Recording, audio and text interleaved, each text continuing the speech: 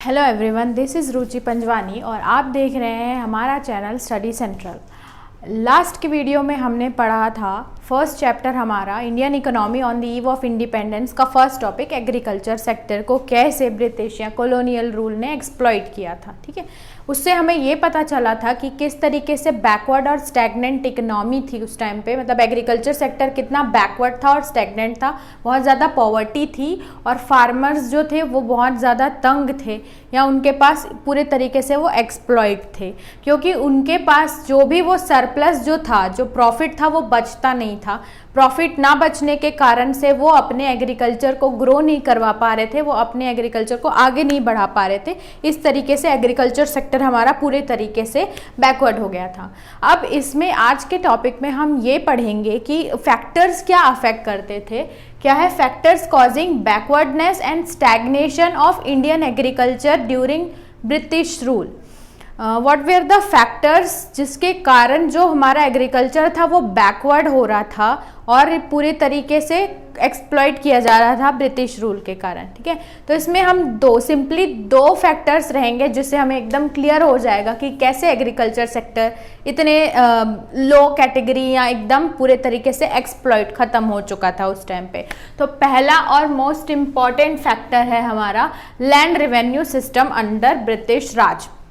कल हमने पढ़ा था जमींदारी सिस्टम, वो कुछ वैसा ही है। लैंड रेवेन्यू सिस्टम अंदर ब्रिटिश राज का मतलब क्या है, उस टाइम पे ब्रिटिशर्स ने 3 टायर इकोनॉमी एस्टेब्लिश कर दी थी। 3 tyre economy means the government, the tillers of the soil and the owners of the soil.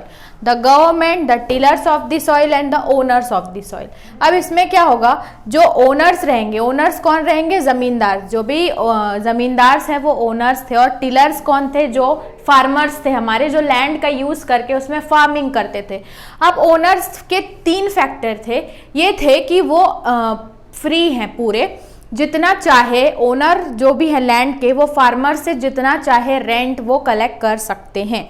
दूसरा ये था कि वो उनको अब कुछ part of the rent as a revenue किनको देना है, गवर्नमेंट को देना रहता था।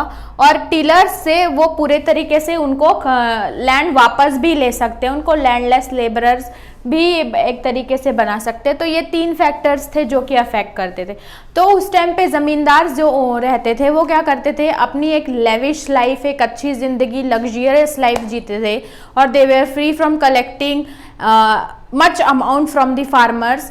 ये नहीं देखते थे कि उनके पास उतना कल्टीवेशन करने के लिए या उतना उनके पास रिटर्न है या नहीं, कि उनकी फार्मिंग उतनी अच्छी हुई है या नहीं, लेकिन वो फ्री थे, वो ज़्यादा से ज़्यादा, मतलब एज कोई एक्सपेक्टेड रेट नहीं था कि इतना ही हमें फार्मर से लेना है। ज़मींदार कितना भी चाहे वो हमारे जो फार्मर्स थे उससे कलेक्ट कर सकते थे, उसका कुछ पार्ट वो गवर्नमेंट को मतलब ब्रिटिशर्स को वो देते थे। तो ये आप एक तरीके से देखेंगे कि एक बहुत बड़ा फैक्टर है जो कि हमारे एग्रीकल्चर सेक्टर को बैकवर्ड होने में अफेक्ट करता था। इसके कारण उस टाइम पे बहुत ज़्यादा पॉवर्टी, स्टैग्नेशन, स्टारवेशन और बहुत ज़्यादा फार्मर्स जो थे वो पूरे डूब चुके थे, या इवन उनका उस टाइम पे डेथ रेट्स भी बहुत ज़्यादा हो रहे थे, क्योंकि लोगों के पास खाने के लिए पैसे नहीं थे।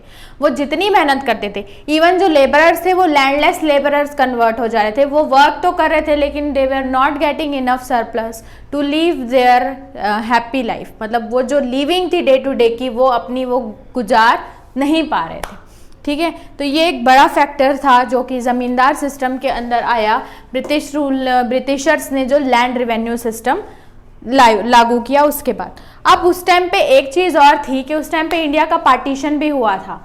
तो India got almost 85% of the population, लेकिन 65% of the land producing grain उनको मिला।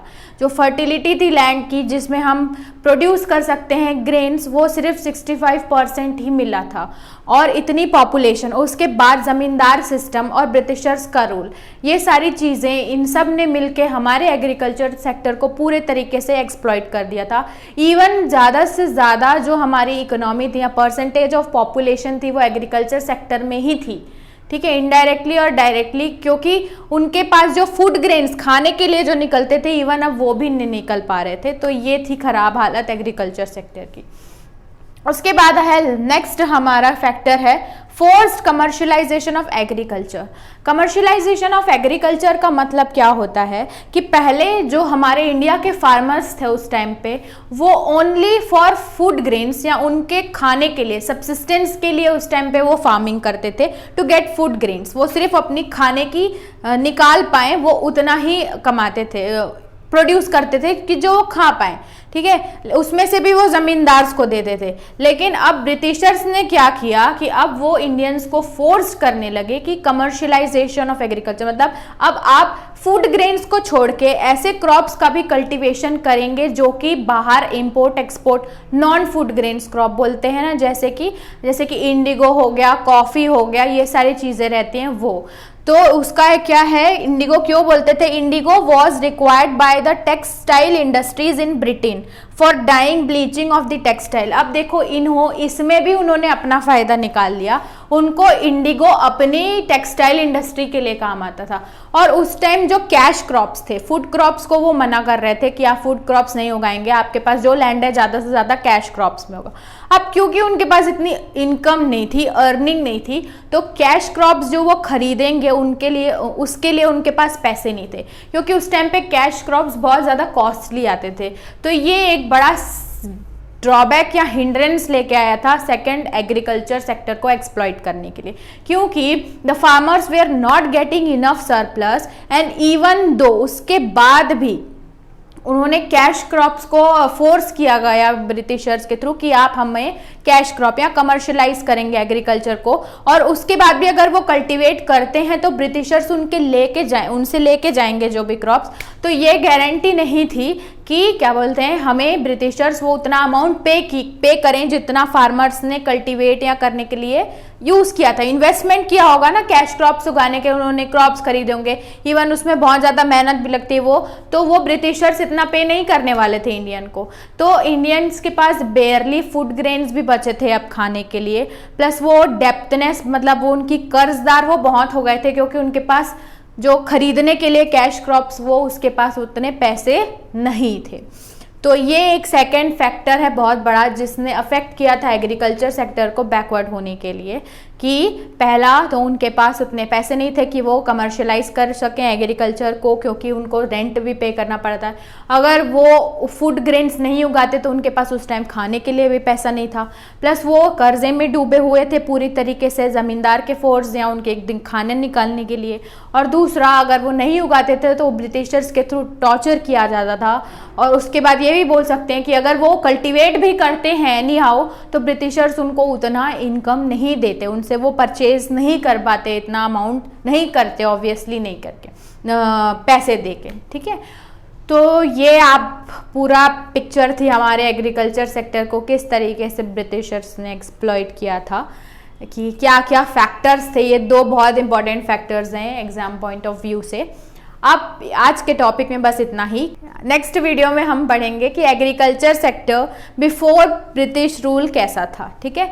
तो आज के टॉपिक में बस इतना ही, मिलते हैं नेक्स्ट वीडियो में नेक्स्ट टॉपिक के साथ। तब तक के लिए थैंक यू।